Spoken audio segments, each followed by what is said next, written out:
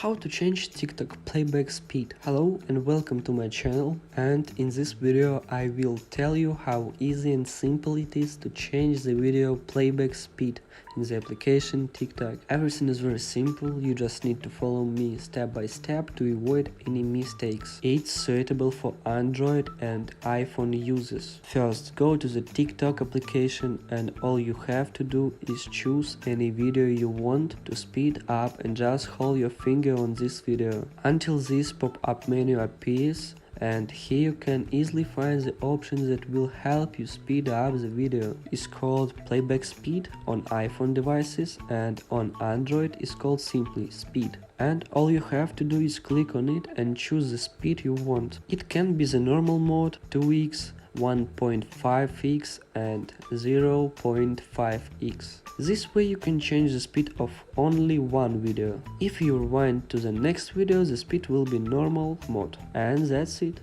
I hope it was helpful for you. Thank you for watching.